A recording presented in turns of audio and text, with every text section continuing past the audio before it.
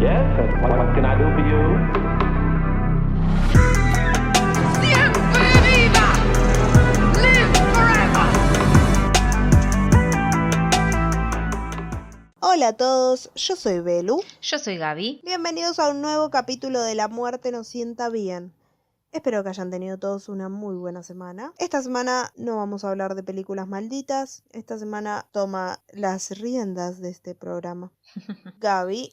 ¿Y de qué nos vas a hablar, Gaby? No voy a hablar de una secta esta vez, así que no, vamos a volver a los asesinos. Muy bien.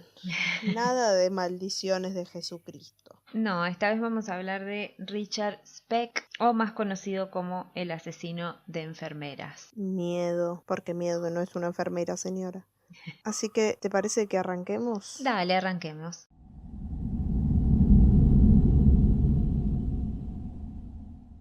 Richard Speck nació el 6 de diciembre de 1941 en Kirkwood, Illinois. Voy a decir que en todos los lugares donde busqué la historia, algunos dicen que fue el 5 de diciembre, otros que fue el 4, otros que fue el 6, pero bueno. Nació en esa semana de diciembre, primera semana de diciembre. Era el séptimo hijo de 8 hijos. El lobizón. Sí, no, pero el lobizón sí eran 7 seguidos y era el último varón. Estos están mezclados, así que me parece que no. Ah, bueno, no es el lobizón. No es el lobizón. Es el hijo de Benjamin Franklin Speck, Benjamin Franklin Rodríguez, y Margaret Carbaugh. Cuando este tenía 6 años, su papá muere producto de un infarto. Sus hermanos mayores le llevaban mucha diferencia de edad, entonces tal es así que cuando su madre se muda con una nueva pareja, en lugar de irse con ella, él se muda con una de sus hermanas y con el esposo de esta, pero solo hasta que termina segundo grado en el colegio. Luego se muda con su madre y la pareja de esta y una hermana menor de él. El padrastro se llamaba Carl August Rudolf Lindbergh,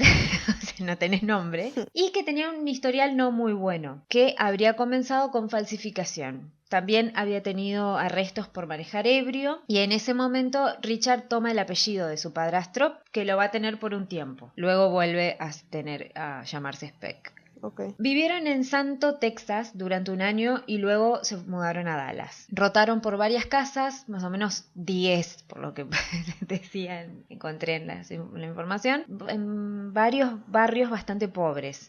Speck tuvo una infancia bastante dura y con la influencia que tenía de su padrastro iba por el camino del alcohol y de las drogas. Comienza a beber a los 12 años. Un niño. Sí, y pasaba la mayoría de los días alcoholizado. Era como los enanos de la película del capítulo anterior. Solo que este tenía 12 años. A los 16 abandona la escuela luego de reprobar absolutamente todas las materias. Cuando tenía 13 años lo arrestan por primera vez y los arrestos seguirían por al menos 8 años. Todos siempre por causa de delitos menores, como robos y ese tipo de cosas, pero como que nunca para de... o sea, por todo ese tiempo nunca para de ser arrestado. Hobby, ir a la cárcel. Ir a la cárcel. Más tarde consigue un trabajo en una 7-Up en Dallas y trabaja allí desde 1960. ¿En una qué? Como el coso de 7-Up. Ah, escuché bien, sí. Sí. Trabajó allí desde 1960 a 1963 y durante ese periodo conoce a Shirley Annette Mallows, que tenía 15 años. Amo que todos tienen estos nombres como señoriales. Sí. Shirley queda embarazada y se casan el 19 de enero de 1962. Viven en la casa de Richard, o sea, junto a su madre y su hermana menor. Su padrastro ya no vivía con ellos y para esta época su madre ya se había separado de su segunda pareja. Okay. Richard ahí es donde deja de usar el apellido de su padrastro y comienza a usar nuevamente el de su padre biológico, que era Speck. El 5 de julio de 1962 nace su hija Robbie Lynn, pero en ese momento Speck cumplía una condena en la cárcel por 22 días en McKinney tras una pelea callejera donde había sido condenado por perturbar la paz y quedó arrestado. Amo que Estados Unidos tiene como estas condenas por tipo perturbar la paz. Como vas preso porque tipo bailaste borracho en la calle. Bueno, acá igual fue una pelea. Al año siguiente es despedido de su trabajo por falsificar documentos donde cobraba el sueldo de un compañero de trabajo. O sea, había falsificado un documento para cobrar el dinero de otro. Luego roba en un almacén y huye con $3, cigarrillos y cervezas. Con 21 años cae nuevamente en prisión y lo condenan a 21 años más. Sería Pero fue liberado luego de 16 meses de la penitenciaría estatal de Huntsville, en Texas. Era un partidazo realmente, Richard. A la semana de ser liberado, ataca a una mujer con un cuchillo de 43 centímetros en el estacionamiento de su edificio, o sea, de donde vivía. Que acá no me queda claro si es el edificio de la mujer que salió o de donde vivía él, pero bueno. La atacó en el estacionamiento y fue detenido a unas cuadras del lugar y sentenciado a 16 meses por no cumplir la libertad condicional que ya tenía de lo que había sido liberado de esos 21 años. Lo sentencian, pero está 6 meses y luego lo liberan. O sea, más tarde trabajó como chofer de la compañía Patterson Meat, supongo que se dice, no sé cómo se dice. Y mientras trabajó allí tuvo 6 accidentes con su camión hasta que fue despedido por no presentarse a trabajar. Manejó muy bien, por suerte. Sí, sí. Señor, manejaba regio. Bueno, luego de esto su madre le sugiere que se mudara de la casa porque... Que se muera. Y al mismo tiempo se separa de su esposa, quien le pide el divorcio en enero del 66. Bueno, y sí, amiga, era hora. Sí. Ese mismo mes se pelea en un bar y apuñala a un hombre, pero gracias a su abogado pasa el delito como incidente menor y no agravado por el uso de arma. Igual Divino. es como, perdón, pero alguien que ya tiene tantas entradas en la cárcel y que nunca, o sea, mejoró, sino que los motivos por los que entraron a la cárcel cada vez escalaban más. Sí, sí, sí. ¿Por qué le estás dando siquiera la posibilidad, claro, la posibilidad de que salga, que pase como un incidente menor cuando mataste a una persona? Como si todo va escalando, no va a terminar en buen puerto. Claro, acá apuñala a esta persona, pero no, o sea, no lo mata, pero después vamos a ver que va cada vez peor, y es como lo que decíamos aquella vez con Manson, que es que si los hubieran dejado adentro hay cosas que no hubieran pasado.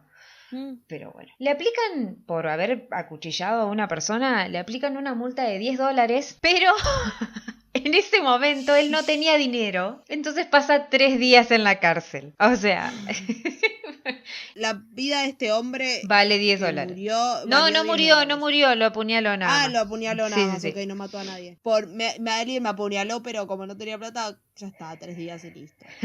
Sí. El 5 de marzo compra un auto y la noche siguiente se dirige a robar un autoservicio. Lo más gracioso es las cosas que roba también, ¿no? Porque roba 70 cartones de cigarrillos que luego los vende en el estacionamiento del mismo lugar. O sea...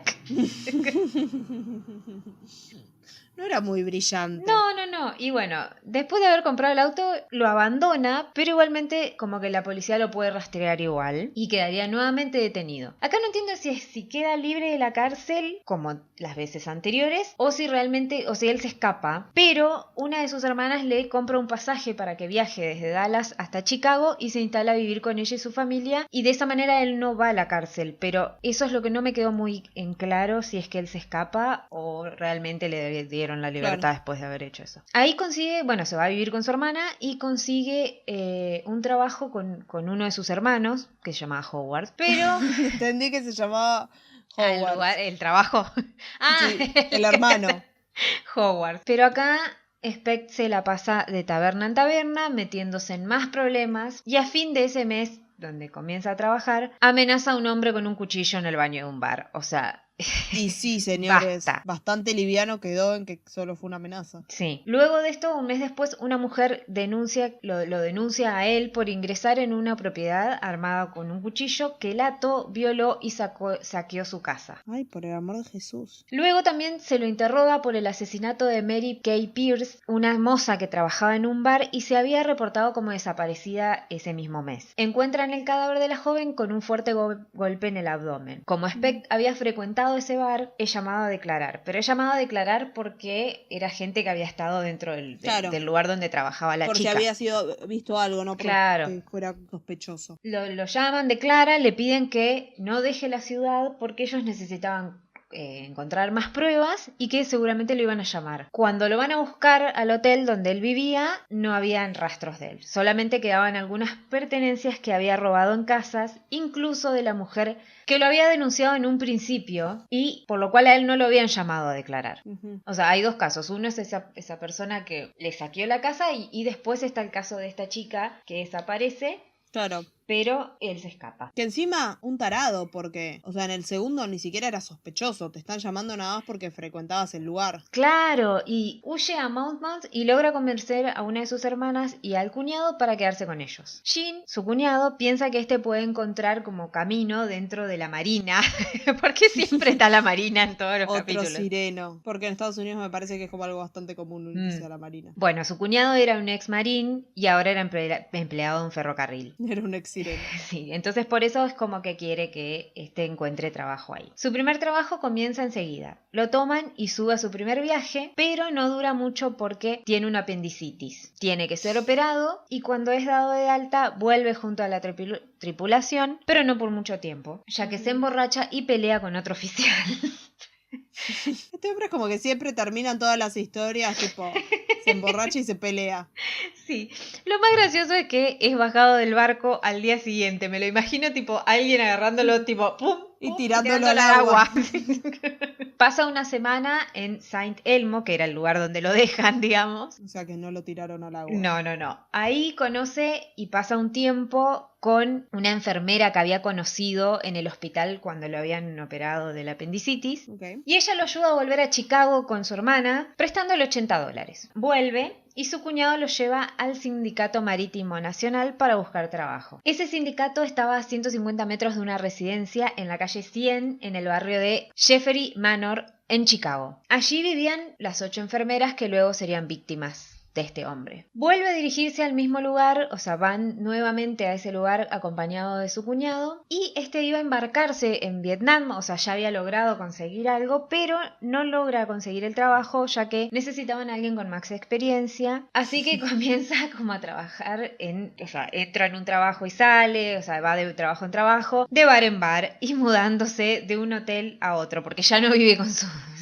para mí su hermana y su cuñado dijeron, bueno, hasta acá llegamos, andate a vivir a otro lado. Te iba a decir que amo tipo la frase como de mala muerte, porque estuviste mudándose de un hotel de mala muerte a otro. Sí. Y me parece hermoso decir, tipo, este es un lugar de mala muerte. Sí, que me imagino estos hoteles que es tipo una sola habitación, un coso, y es como... Esos hoteles en los que claramente no cambiaron las sábanas. Sí. Un 13 de julio de 1966, mientras salía de un bar, aborda a Ella Mae Hooper, la lleva a su habitación donde la viola y le roba. Luego, después de comer y alcoholizarse, se viste totalmente de negro y con una navaja y un arma se dirige a la calle 100 hasta la residencia de las enfermeras. Ya las tenía chequeadas, ¿no? Con las Y enfermeras. sí, me suena que sí, porque él cuando va con el cuñado a este lugar a pedir trabajo, como que este lugar quedaba cerca y para mí Claro. como que ya las había Ahí visto. pispeó. Sí. A las 11 del 13 de julio irrumpe en la casa de las enfermeras, entra y creo que estaba usando un cuchillo, pero me parece que tiene un arma más también. Mató a Gloria Davy, Patricia Matusek, Nina Schmeil, Pamela Wilkenin, Susan Farris, Mary Ann Jordan, Bernita Gargullo y Valentina Pasión. Esa noche en la ciudad hacía 35 grados, la humedad era asfixiante y se pronosticaba una gran tormenta. La tormenta de Santa Rosa. Para los que no conocen a Gabriela, estuvo toda la semana mandándome memes de la tormenta de Santa Rosa. Toda la semana. Y cuando digo toda la semana es 3 memes por día. No, toda la mentira, semana. no eran tantos memes. 1 por día me debiste mandar. Eran cosas acerca de la tormenta, datos. Memes de Twitter. Chistes de Santa Rosa. En la residencia para enfermeras del barrio Jeffery Manor, Corazón Amurao, de 21, una de las jóvenes que vivía en el lugar, compartía su cuarto con Merlita Gargullo, de 22. A las 11 de la noche escuchan golpes en la puerta. Corazón se levanta y abre, pensando que podía ser una de sus compañeras. Pero no, es un joven con mucho olor a alcohol y este tenía una pistola en la mano y el cuchillo. Él para esa época tenía alrededor de 25 años, creo. O sea que más o menos tenía la misma edad que ella, era un poquito más grande nada más. Le dijo que no se preocupara, que no le iba a hacer daño, que necesitaba unos $, para poder viajar a Nueva Orleans. Y al ingresar con armas en sus manos, pide que se busquen a todas las inquilinas que estaban en el lugar. Las obliga a sentarse en el suelo y apaga las luces. Las jóvenes obviamente estaban aterradas porque no podían verlo, pero lo escuchaban decir dónde está el dinero todo el tiempo. La plata, lo único que le importa a este hombre es la plata. Pero no sé cómo hacen, pero le dan el poco dinero que tienen, pero sin embargo Speck no se va de la casa. Más tarde, Gloria Debbie, de 22, ingresa al lugar y le pide que se una a las chicas. Corta una sábana en tiras y ata a cada una de manos y pies. Acá no entiendo cómo hace, pero supongo que amenazándolas con las armas, las ata de pies y manos, y me acordé de una recreación que hacen en una serie en American Horror Story, que las tienen como atadas de pies y manos, Tipo pero panza boca abajo. abajo. Y una vez que te atan las manos, una vez que te atan los pies, a eso lo vuelven a atar, cosa que quede enganchado. Entonces es imposible desatar. Además, por lo que pasa después, ¿no? Es como que ellas básicamente no se pueden mover.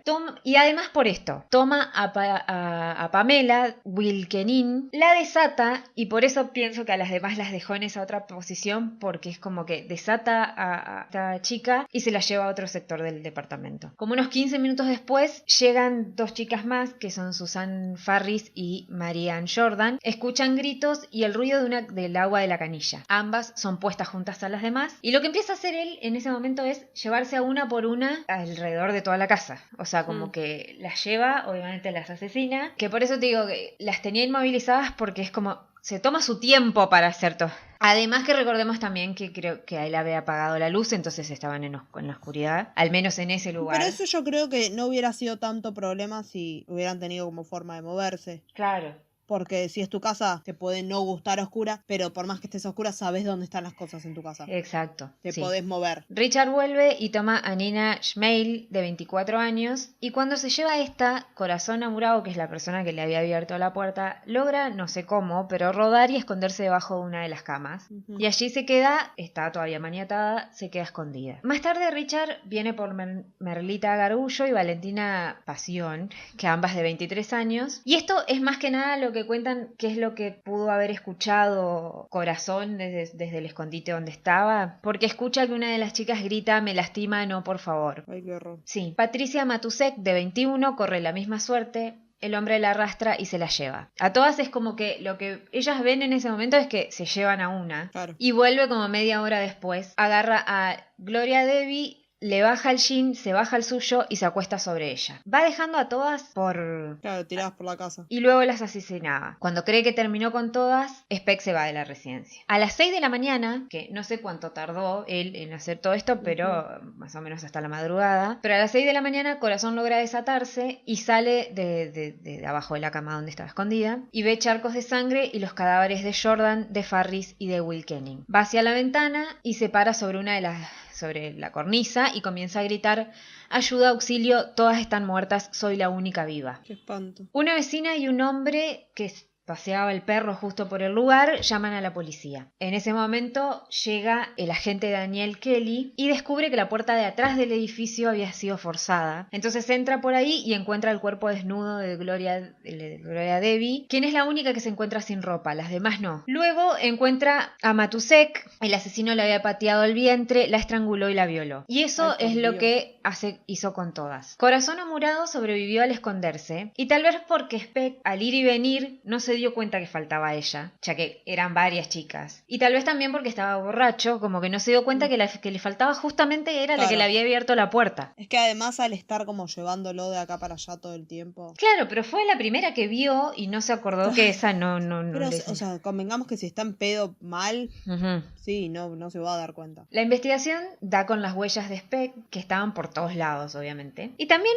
hay un vagabundo que había estado con él bebiendo y que lo reconoce en un boceto que hay en un diario y llama a la policía dando información de tipo: "Lo vi por acá". Sí. Speck intentó suicidarse, pero luego lo niega diciendo que había tenido una pelea con alguien y que había matado a un hombre negro. No sé por qué miente, pero en ese momento va al hospital del condado de Cook, donde un médico que se llamaba Leroy Smith reconoce el tatuaje que había dado a Murao como referencia a la policía y que había sido replicado por todos los diarios, que decía "Born to Raise Hell", o sea, nacido para desatar el infierno. Y fue arrestado de inmediato. Él, cuando va al hospital, no es que lo habían llevado como sospechoso, sino que era porque estaba lastimado, supongo, y alguien y fue al hospital y ahí el médico lo ve y entonces ahí lo llaman y lo descubren. Speck contaría que estaba borracho y drogado y que solo había planeado cometer un robo que luego se descontroló. Dijo no recordar nada de la escena, que era un baño de sangre por todos lados. Cuando comienza el juicio fue bastante complicado porque él no quería confesar nada y repetía todo el tiempo que no se acordaba de lo que sucedió y eso es lo que dice en toda la declaración. Lo examina luego un grupo de psiquiatras y llegan a la conclusión de que Speck tenía personalidad psicopática asociada a la ingestión de alcohol. ¡Oh, qué sorpresa! Sí, no nos habíamos dado cuenta. Nunca lo hubiera imaginado. No. Para ese momento, Corazón Amurao era la única sobreviviente que lo identifica y ella es tomada lo que se llama testigo ocular, ya que se encontraba en el hecho y además le vio perfectamente la cara porque ella fue la que lo abrió. Te iba a decir, es como la única que lo tuvo como bien de frente a frente. Entonces lo reconoció enseguida. El doctor que lo había atendido había dicho también que Richard le había confesado los crímenes y que por eso también lo había entregado a la policía. Pero este hombre como que le dijeron que no hacía falta que testifique porque ya tenían el testigo ocular y que con eso ya bastaba para condenarlo. Además de todas las huellas que habían encontrado en el lugar que eran de esta persona, ¿no? La defensa la defensa de Speck se quiso aferrar a la idea de que tenía amnesia porque se basaron en que tenía una secuela de daños cerebrales que había sufrido desde los 5 años. Como por ejemplo, un martillazo en la cabeza que había tenido una caída de un árbol, un golpe contra una barra de acero en su cabeza y traumatismo sufrido tras muchas peleas callejeras. Sí, te peleabas todo el tiempo. Eso señor porque vivía en pedo y salía a buscar peleas. También llegaron a poner como ejemplo que el joven a los 3 años había sufrido una neumonía y una grave insolación cuando estuvo preso en una de las prisiones de Texas y que hasta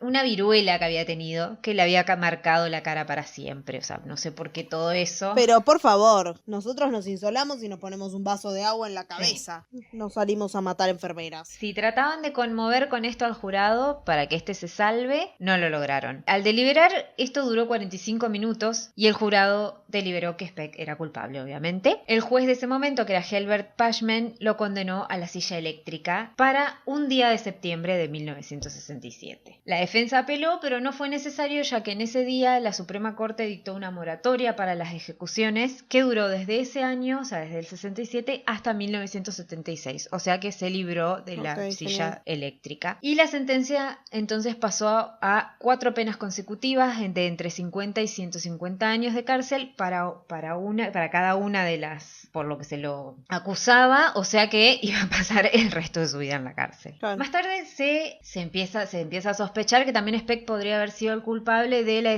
desaparición de varias chicas y sobre todo de la nombrada anteriormente, pero que tampoco nunca lo interrogaron por eso. En marzo de 1978 se comprobó que sus declaraciones, haciendo énfasis en no recordar y su amnesia por los golpes en su cabeza, todo había sido una farsa. Ya que en el prejuicio se había designado doctores para ver si realmente Speck era competente para ser juzgado y se determinó de que no estaba loco al momento de los asesinatos.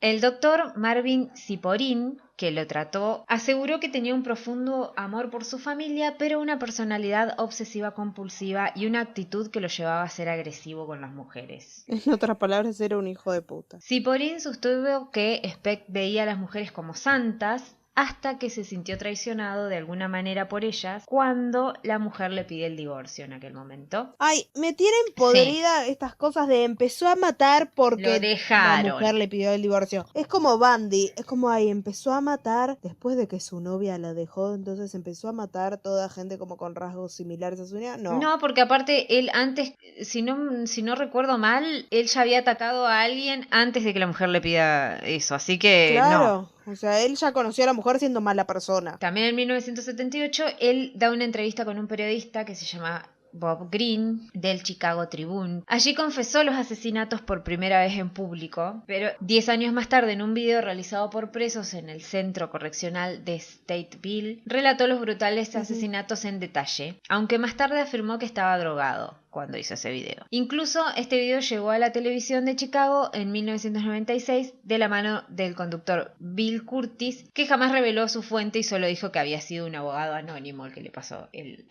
video. Pero en Stateville, la cárcel donde se encontraba, lo apodaron Birdman porque guardaba un par de gorriones que habían volado a su celda. Dice que disfrutaba de la buena música, estar en soledad y tenía, además de la compañía de sus gorriones, una colección de estampillas.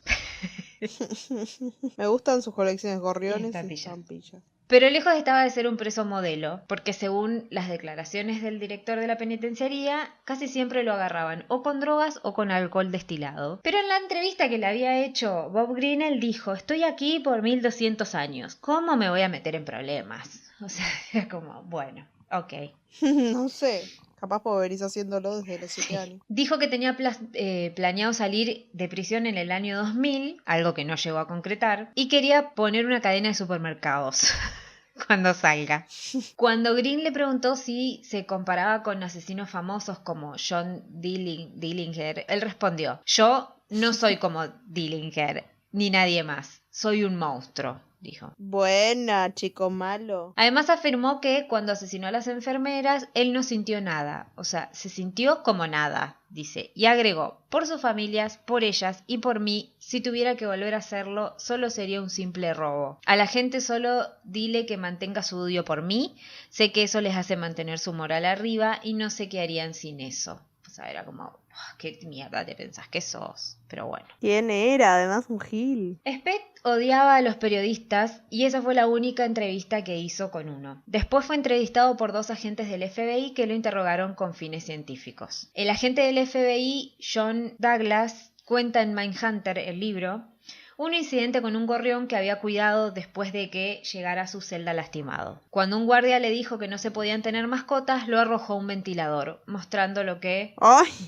Sí, mostrando lo que verdaderamente era Richard Speck, que dijo: si no puedo tenerlo, nadie puede. Pero señor, tanto. Esa escena está en Mindhunter, en la serie. Cuando tira el pajarito contra el... En la serie tira el pajarito mientras ellos le están haciendo la nota. Ay, no me acuerdo. Lo bloqueé de mi mente, se ve lo del pajarito. Me acuerdo de ellos haciéndole la nota, que no es la primera vez que Holden empieza como a decirle como no, pero se lo merecían, ¿no? Te encantaba, qué sé yo, como para pincharlo y que él empieza a hablar y que el otro lo mira como diciendo, me está jodiendo.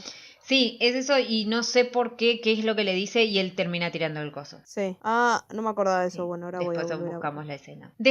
Pero dicen que, bueno, cuando la nota que le había hecho el periodista, detrás de la cámara, un prisionero le preguntó a Speck si había matado a las enfermeras. Y Speck respondió: claro que sí. Cuando le preguntó por qué, Speck se encogió de hombros y dijo en tono de broma: simplemente no era su noche. O sea, cuando le preguntaron cómo se sentía acerca de sí mismo en los años posteriores, dijo: como siempre me sentí, no tuve sentimientos. Si me preguntás si lo siento, no. También describió en detalle la experiencia de estrangular a alguien. Dice: no es como en la televisión, lleva más de 3 minutos y tienes que tener mucha fuerza. Ay, qué horrible. Todo lo que había dicho en la entrevista que había tenido con el periodista fue una farsa, porque a los presos, o era que a los presos les dijo eso para quedar bien, o le dijo eso también al periodista para quedar bien, o sea, Claro. no se sabe. También habría dicho que durante esa entrevista él estaba borracho y drogado, o sea, siempre ponía la misma excusa. Pero bueno, el 5 de diciembre de 1991 lo encuentran muerto en su celda, ya que había tenido un ataque cardíaco. Y tenía alrededor de 50 años. Bueno, al menos se murió joven. Sí, y no llegó a salir en el 2000 como él tenía planeado, ni a hacer su supermercado. Porque no llegó al Claro, 2000. exactamente. Y esa es la historia de este horrible ser. Qué espanto. Bueno, moraleja, si les tocan la puerta no abran. Siempre si te tocan la puerta muy tarde, no abran o miren primero No, quién no. es la persona que es. Después de las 8 de la noche no pasan cosas buenas, no le abran a nadie. Y con esa enseñanza hermosa nos retiramos. Sí. Como les decimos siempre, este podcast está disponible en cualquier plataforma en la que se escuchen podcasts. También estamos disponibles en YouTube. Se suben a la par los capítulos de los videos. Nos pueden encontrar como La Muerte Nos Sienta Bien. Y pueden pasar por ahí, darle like, comentar en algún video o tocar la campanita esa que está para que les lleguen notificaciones cada vez que subimos un video. Mis perros, si los escuchan, ya comenzaron a despedirse. Sí. pero no lo voy a hacer hasta preguntarte, Gaby, que si nos quieren seguir en algún lado, ¿a dónde pueden hacerlo? No lo sé. No, sí. No tengo idea, la verdad, qué redes me estás Nos hablando. pueden seguir en Instagram en @lamuertenossientabien o nos pueden mandar algún comentario, alguna data a lamuertenossientabien@gmail.com. En Instagram subimos siempre todas las fotos de los Sí. casos para que tengan una experiencia 360 de La muerte nos sienta bien. Y eso fue todo por hoy. Voy a decir ahora mi frase que altera mucho a Gaby. No, ya no me ¿Qué altera es? porque no te escucho. Te silencio. Cuando nos vamos, la verdad es que silencio el parlante. Pero nos volvemos a encontrar la próxima semana. Espero que todos tengan una muy buena semana. Y volvemos a vernos el sábado que viene o el día que nos estén escuchando por el mismo Vaticanal a la misma Batihora. Adiós. Adiós. Yes, and what can I do for you?